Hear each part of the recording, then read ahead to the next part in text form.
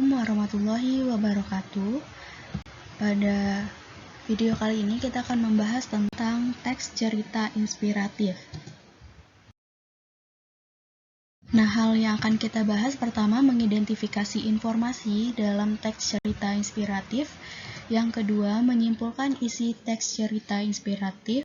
Yang ketiga, menelaah struktur dan kebahasaan teks cerita inspiratif.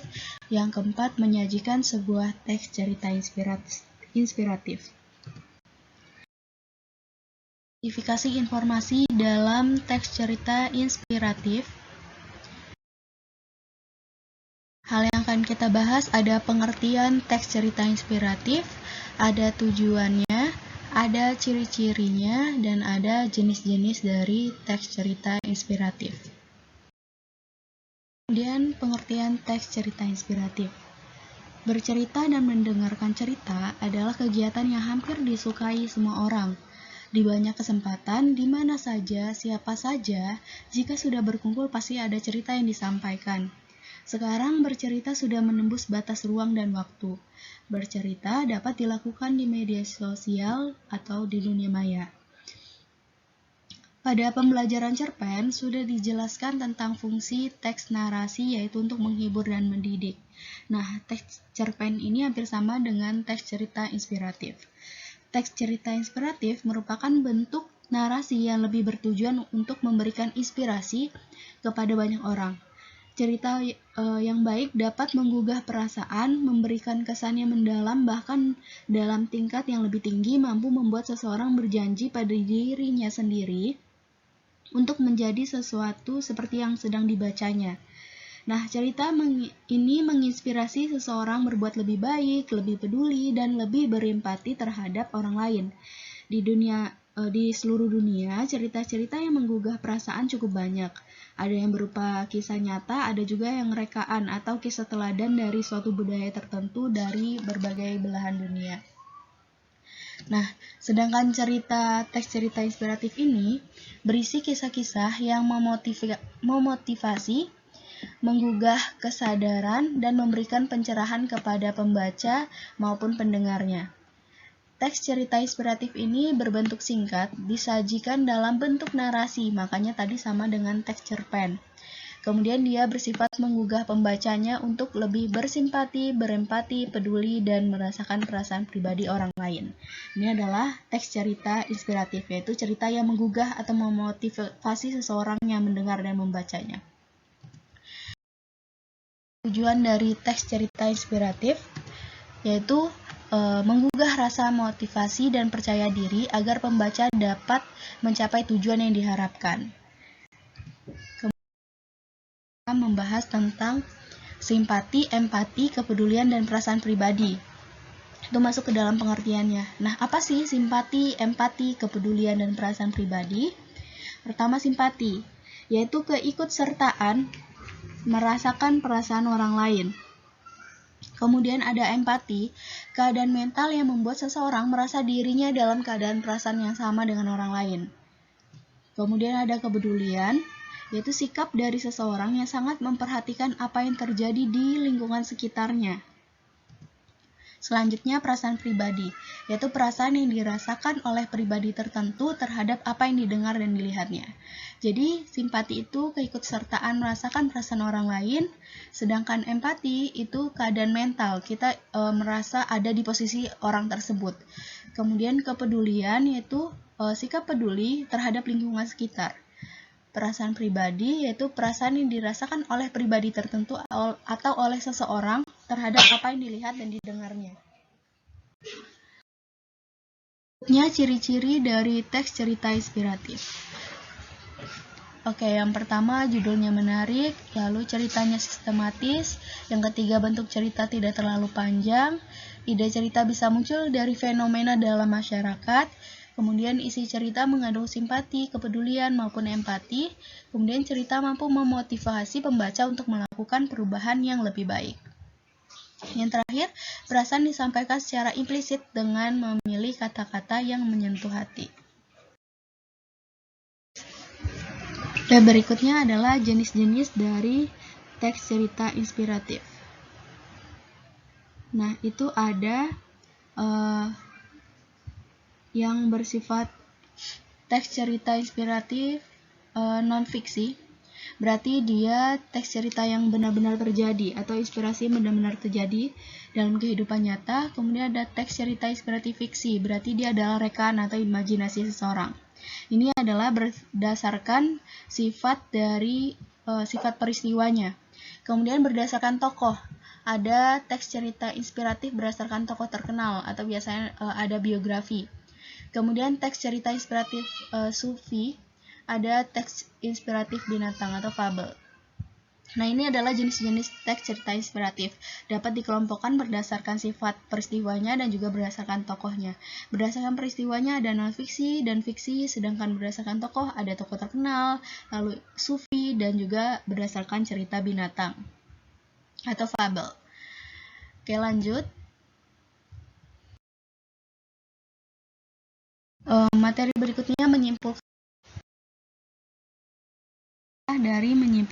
teks cerita inspiratif. Yang pertama itu membaca teks dengan cermat. Kemudian memahami isi dan unsur dalam teks cerita inspiratif.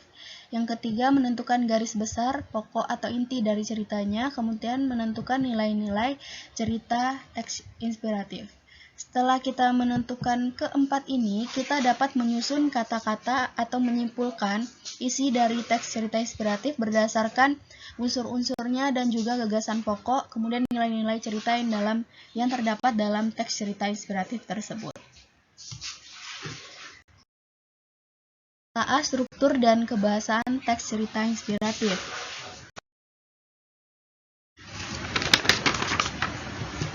Nah, ini strukturnya. Yang pertama adalah orientasi atau pengantar cerita. Yang kedua ada perumitan atau rangkaian peristiwa. Nah, ini berisi tokoh dan peristiwa menuju ke puncak cerita atau konflik kisah.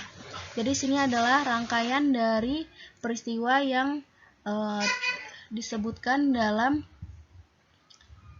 teks cerita inspiratif. Yang ketiga adalah komplikasi, yaitu puncak dari konflik atau inti ceritanya. Biasanya bagian ini juga menjadi tempat peristiwa utama yang menjadi inspiratif. Kemudian yang keempat, resolusi, yaitu berisi penyelesaian konflik yang peristiwanya menyadarkan tokoh tentang kebaikan yang seharusnya ia jalani. Kemudian yang kelima ada koda, itu penutup cerita dan terdapat kesimpulan di dalamnya berupa pesan moral. Nah, jadi struktur teks cerita inspiratif ini hampir sama dengan teks cerpen. Dalamnya ada orientasi, ada rangkaian peristiwa, ada komplikasi, ada resolusi, dan ada koda. Orientasi adalah pendahuluan atau mengantar ceritanya, kemudian ada rangkaian peristiwa, yaitu awal dari peristiwanya, kemudian komplikasi, puncak dari peristiwanya, ada resolusi, yaitu penyelesaian dari konflik yang terjadi, kemudian ada koda, yaitu pesan moral yang disampaikan di dalam teks cerita inspiratif. Pembahasaan teks cerita inspiratif. Ini ada kebahasaannya, yaitu penggunaan diksi, yaitu bermakna denotatif dan konotatif. Oke, yang pertama adalah bermakna denotatif dan konotatif. Denotatif itu apa sih? Nah, denotatif ini adalah hal yang benar-benar terjadi gitu. Sedangkan konotatif yang berdasarkan dari perasaan seseorang. Kemudian ada makna-makna diksi, yaitu sinonim dan antonim. Di sini ada sinonim dan antonimnya. Kemudian jenis-jenis kalimat ada kalimat tanya, perintah, berita. Kemudian konjungsi, ada konjungsi koordinatif, korelatif, subordinatif, dan antar kalimat. Nah, ini ada kata-kata yang termasuk ke dalam konjungsi tersebut. Pada koordinatif ada kata dan, serta, atau tetapi. Pada korelatif ada baik maupun, subordinatif ada setelah, sebelum, jika. Antar kalimat ada walaupun demikian, kemudian, dan setelah itu. Berikutnya ada unsur-unsur kesastraan dalam teks cerita inspiratif. Dalam teks cerita inspiratif ini ada unsur-unsur kesastraannya sama seperti teks cerpen. Ini ada unsur intrinsik dan unsur ekstrinsiknya. Unsur intrinsiknya ada tema, amanat, alur, penokohan, sudut pandang, dan latar. Kemudian ada unsur ekstrinsik, ada kondisi budaya sekitarnya, juga ada kondisi dari si penulisnya. Nah, ini sama dengan teks cerpen yang kita pelajari di semester lalu. Ini dapat kita ulas kembali. Silahkan diingat kembali apa saja yang termasuk ke dalam unsur intrinsik dan juga unsur ekstrinsiknya. Oke, buat teks cerita inspiratif. Langkah menyajikan teks cerita inspiratif. Yang pertama, mengamati lingkungan sekitar. Yang kedua, menentukan tema teks cerita inspiratif yang dibuat. Kemudian yang ketiga, membuat narasi atau mengacu pada struktur teks cerita inspiratif. Lalu membuat cerita yang dapat menginspirasi, lalu mengembangkan cerita inspiratif tersebut. Nah, jadi ini adalah langkah-langkah dalam menyajikan teks cerita inspiratif. Kalian mengamati dulu apa yang akan kalian tulis, lalu tentukan temanya, kemudian buat kerangkanya atau sesuai dengan strukturnya, kemudian membuat ceritanya, lalu mengembangkan cerita tersebut menjadi sebuah teks cerita inspiratif. Nah, teks cerita inspiratif yang dibuat tadi dapat berdasarkan dari jenisnya, boleh tentang teks cerita inspiratif fiksi ataupun non-fiksi, dapat berupa teks cerita tokoh terkenal, berupa sufi ataupun fabel, yaitu cerita binatang.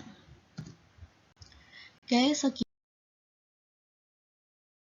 teks cerita inspiratif. Tadi sudah kita bahas tentang mengidentifikasinya, menyimpulkannya, menelaah struktur dan pembahasan, kemudian juga menyajikan teks cerita inspiratif.